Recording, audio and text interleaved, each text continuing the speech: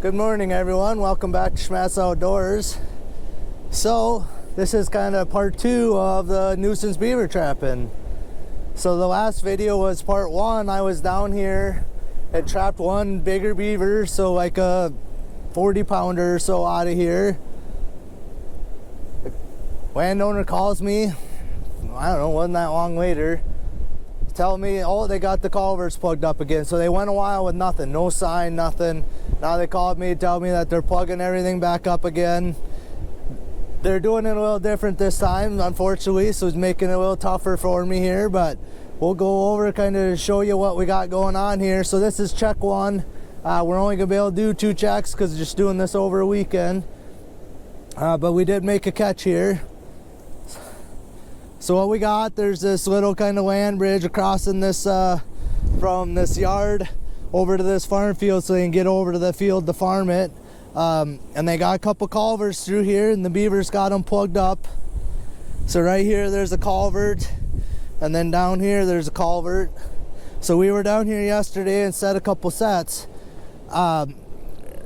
When I was here before, the beaver was just plugging the end of the culvert, just pushing mud up and sticks to the end of the culvert.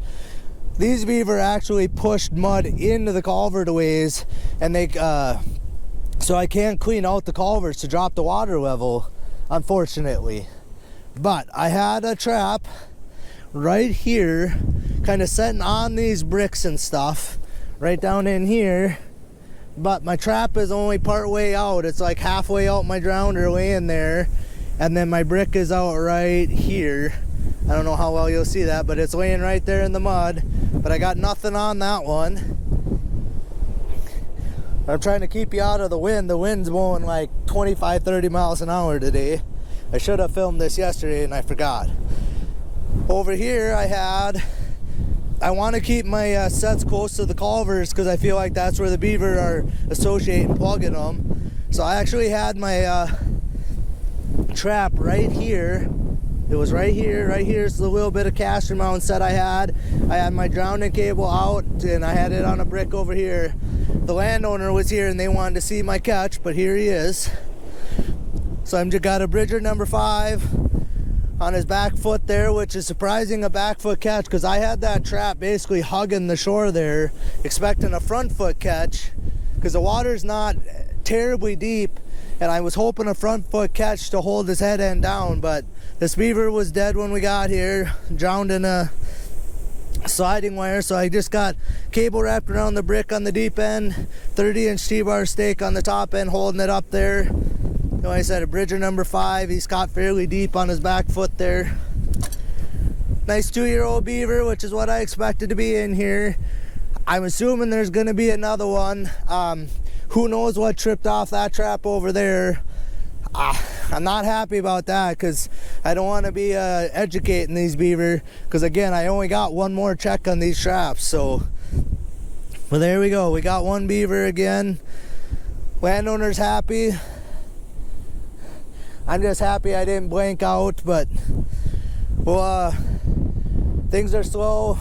I sprained my ankle, so it's tough getting in and out of the water here, but we're gonna spend some time here. Probably gonna take me an hour here to get all these reset. You know, I kind of have a good idea where they're going, so it'll take a little less time than yesterday, but got to be a little cautious getting in and out of the water with a sprained ankle. But landowner's happy, I'm happy.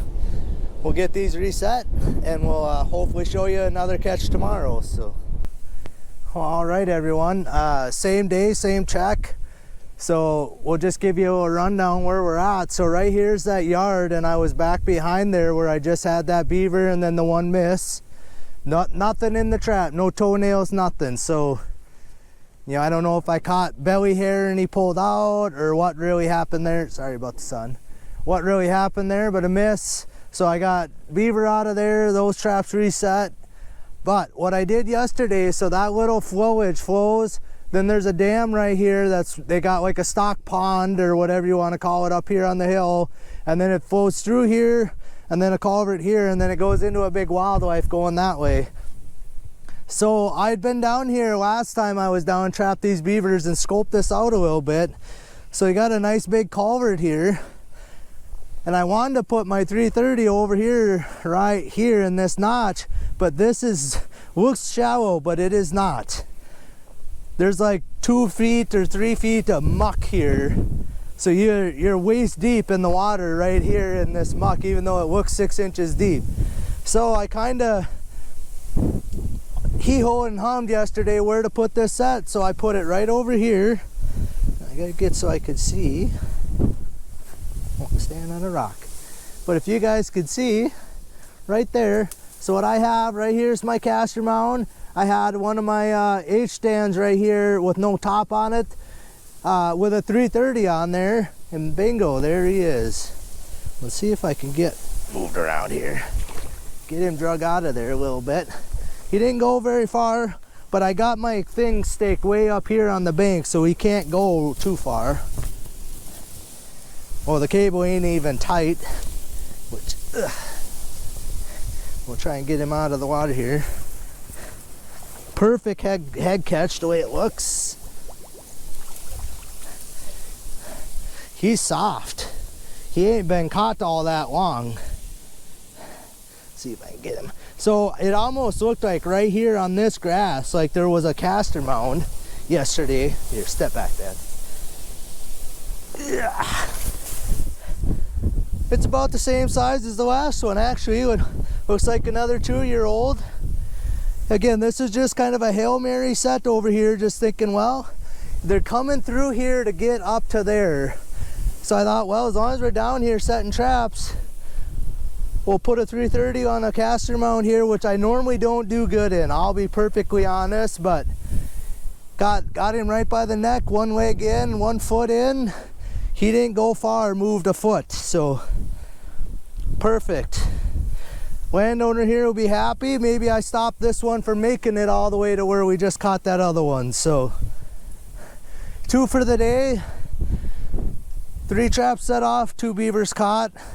On a 1-day soak, I'll take 2 catches any day out of 3 traps. So, all right, we'll get this guy out of here. We'll get this reset. It's gonna take a bit here because it's tough moving around in the muck. We'll get it reset. We're gonna do 1 more check on all these tomorrow, and you never know, hopefully we got 1 more caught up by the house up there and we'll get moved on. But all right, away we go. Well guys, we made her home from the first check there. I just thought I'd give you a little rundown in the yard where the wind is just howling, like 30 plus sustained right now. So I don't know how good the audio was on those last clips, but we'll just give you a little rundown of what we got here. So I caught this guy here. He's wet because we rinsed him off again because he was kind of muddy, but I had this one in the foothold behind that guy's house by that little bridge there. And then I had this guy here caught in the conibear, but he's soft. Like you can see how his body twists. You know, he's loosey-goosey, so he must have been real freshly caught.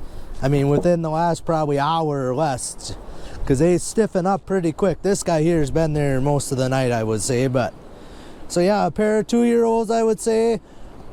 I don't know, me and Dad were talking on the way home. You know, I caught this one by that little bridge and I had a miss. Well, did this one try to leave and I ended up catching him down by that road? Or is this just a completely different beaver? You know, just not related to these guys damming up by that guy's house. So yeah, we're gonna do 1 more check tomorrow and pull everything. So just short weekend here. They're just trying to help the local guy out, get the beaver out of there so they quit plugging up his culverts. So as soon as I pull traps tomorrow, they're gonna get a backhoe in there to put a board down into the culvert and then try and push the plug out the end. It's not ideal. That's why they want me down there trapping these beavers, because all that's gonna cost them money to do and time and everything to get everything cleaned out there. So trying to help out the local farmers here. Couple beaver for my effort. I'll take that. Pretty good check. Like I said, I'm kind of bummed about the miss. You don't want to see a miss when you're beaver trapping.